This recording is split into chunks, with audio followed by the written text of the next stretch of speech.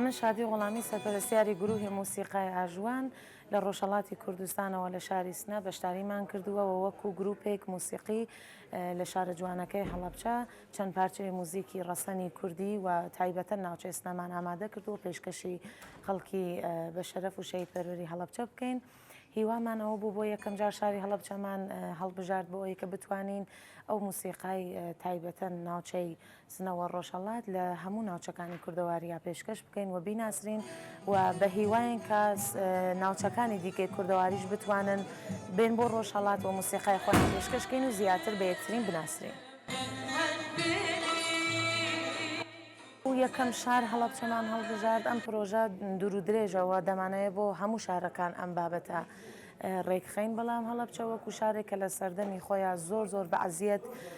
ژیانیان تێپەڕ کردووە ئێستا ئێمە لەم ئاڵوگۆڕە توانیمانە موسیقی پێشکەشکەین بەڕاستی یەکێ لەو شارانەیە کە عەزیەتی زۆریان کێشا و داهاتێکی بەسەرهاتێکی زۆر ناخۆشیان بوو پێمان خۆش بوو یەکەم جار ئەو موسیقی و ئەو شادی و خۆشیە پێشکەشی ئەو خەڵکە بکەین.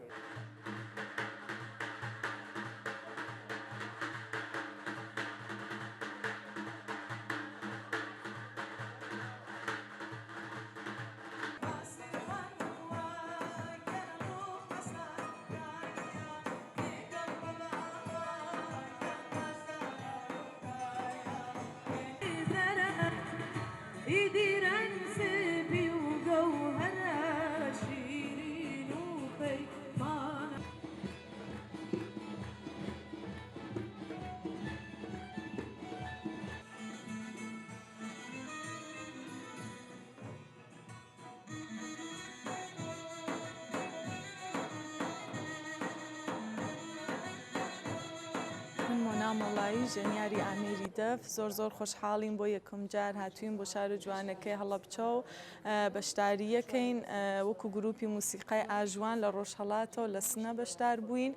یەکەم جار بۆ فستیواڵی گەلاوێژ لە شاری سلێمانی و ئیسێش لە خزمەتی خەڵکی هەڵەبجە